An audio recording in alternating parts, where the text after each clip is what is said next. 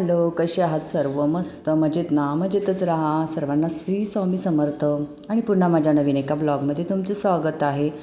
तर चला म्हटलं, आज टिफिन नाही आहे. रोजच्या धावपळीमध्ये काही स्वतःकडे लक्ष द्यायला वेळ मिळत नाही. त्यामुळे मी आज ना केसांना लावलं होतं दही. दह्यामध्ये मुलतानी मिठी आणि आपला आवळा पावडर टाकली होती. ती लावून मी एकदा केसांना बांधून घेतलं. म्हटलं थोडा वेळ तर केसांवर म्हणजे ते राहिलं पाहिजे ना, लगेच वॉश करून काही फायदा नाही.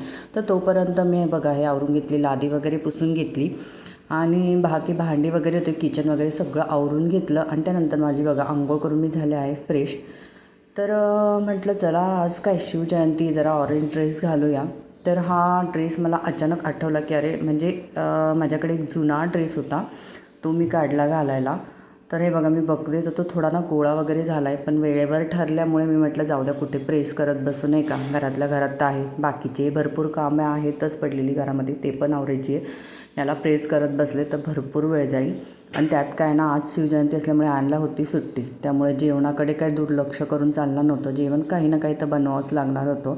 तर आपण कसं एकटं असलं ना, तर आपण थोडं ॲडजस्ट करून घेतो. कधी कधी दिवसभर काही बनवत पण नाही, पण तसं करून तर आज काही मला चालणार नव्हतं.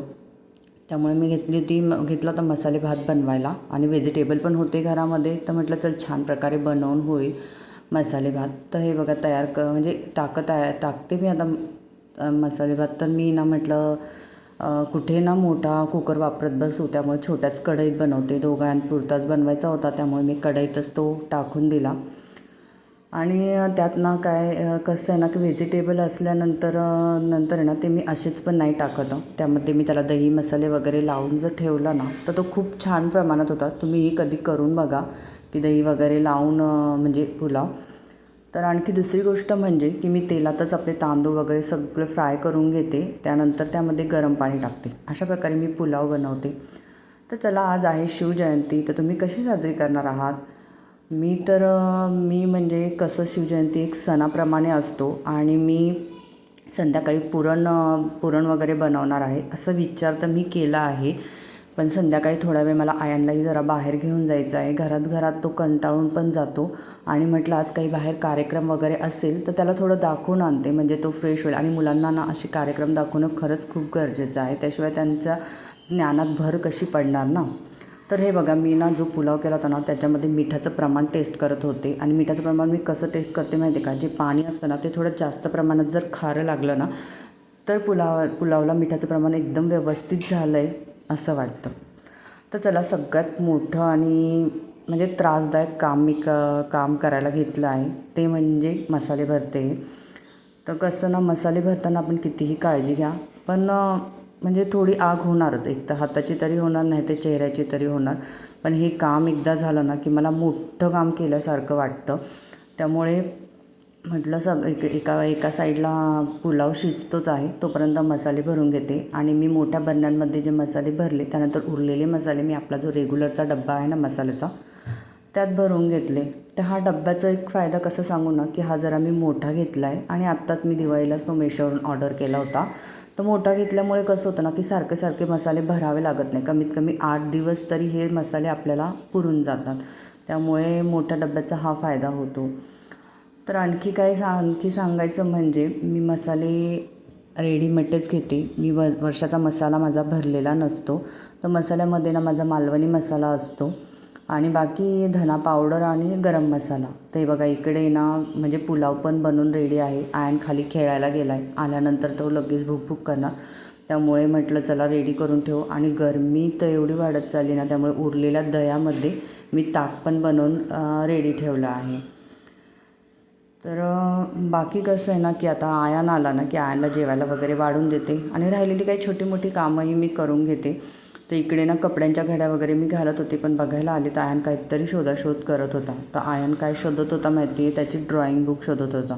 माझ्या मते नक्कीच खाली गेल्यावर काहीतरी विषय झाला असणार, त्याशिवाय नाही. तर आल्यानंतर तो काय करत होता, तर त्याने ड्रॉइंग बुक शोधली आणि त्याची ड्रॉइंग खरंच खूप छान आहे. त्याने छत्रपती शिवाजी महाराजांची ड्रॉइंग खूप छान काढली.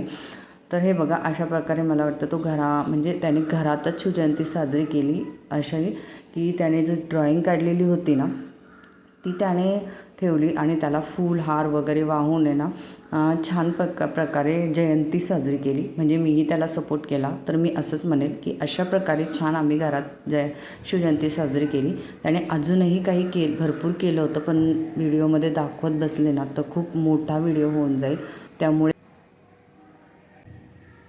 छत्रपती शिवाजी महाराज की जय. बाहेर गेलो होतो, पण यायला जरा जास्तच उशीर झाला आहे. आयान खूपच रमून गेला. आमच्या इथे मागे बिल्डिंग आहे, तिथे छान कार्यक्रम चालू होता. त्यामुळे आयानला मी तिथेच घेऊन गेले होते.